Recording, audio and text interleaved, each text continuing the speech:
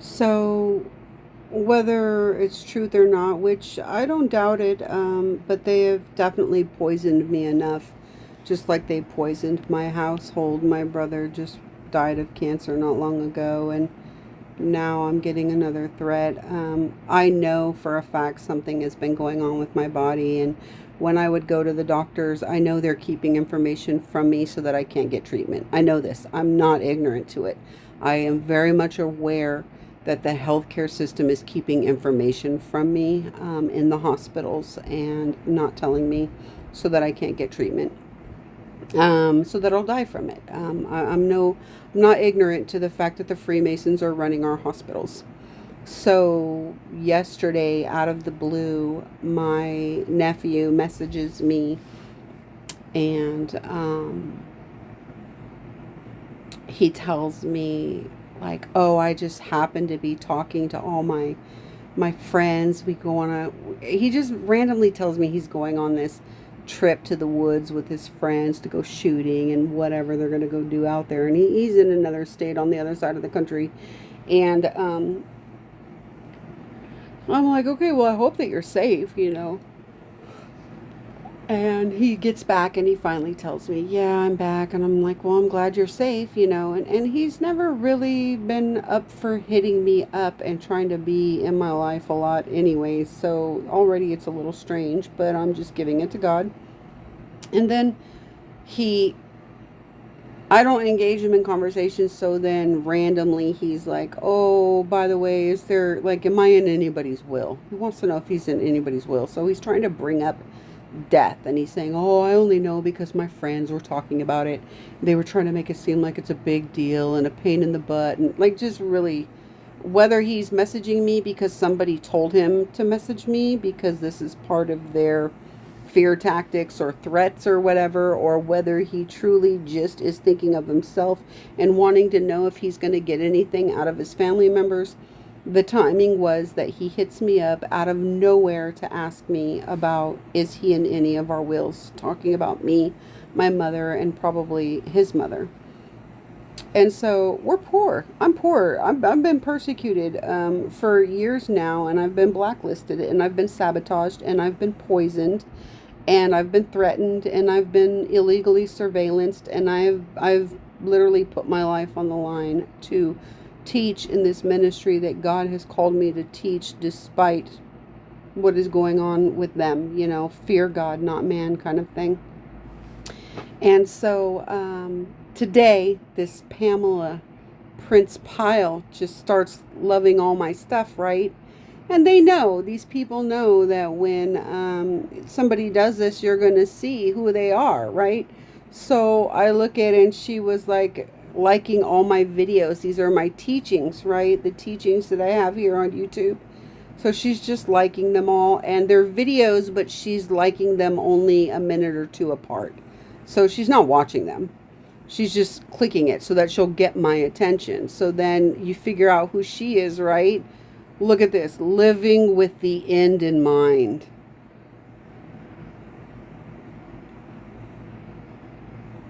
Dying patients face extraordinary emotional challenges. Hospice. Dying patient. And a lot of it's about cancer, diagnosis of cancer. We can't completely remove the chaos and fear that comes with a serious and often. Is this the one? No, I don't know.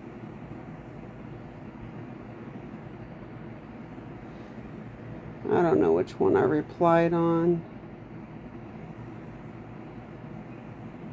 Oh, yeah, it was this one. So I just replied on it. Many of these emotions are driven by love for those they don't want to leave behind. Dying patients face extraordinary emotional challenges as they navigate their own feelings and those of the ones they love. They may feel fear, regret, grief, or responsibility. I'm just putting on, God's got this. His will be done. This is whether they take me out of this world through their poisonings and their persecutions, and basically it's murder, or whether it's just literally an act of God. I mean, no matter what, whether man's doing it or whether God's doing it, no matter what, God is allowing it, because this is him calling me home. My work here is done, kind of thing. Like, and my mother's not doing so good either, so maybe this is about my mother, and now I'm going to find myself pretty much homeless.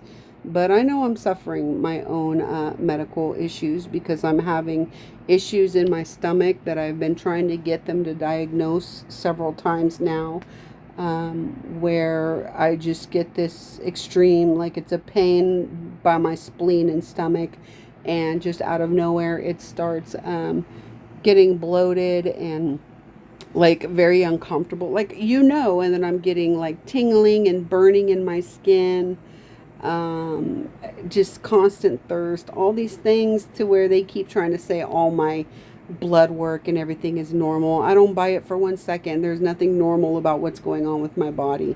All my scans are normal. I don't buy it. There's nothing normal about what's going on with my body. So I'm just over it. And then, of course, they want their occultists to try to manipulate you through their diagnoses and plant subliminal messages in you. Like one was trying to tell me your diet, you need to have a special diet. They're trying to convince me not to do what I do for the Lord. Basically, this is, the world is working against the one who God has called. And I know he is called because he has given me a name, and that name is Lake of Judea.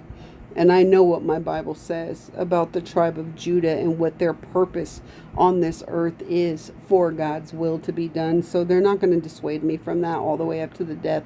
They're not going to dissuade me from that. But I just wanted you to show that they're definitely, yeah, like I said, just yesterday, this kid that barely talks to me is hitting me up wanting to know if he's in our will, and who only contacted us for many years, only contacted us when he needed money, and we would send him whatever little bit we had. And then we wouldn't hear from him until he needed money again, and then all of a sudden he hits me up wanting to know if he's in our wills. So it's whether it's a threat from them, to me it's just preparation from God. Like, I could be gone tomorrow, you guys. If I am, I am.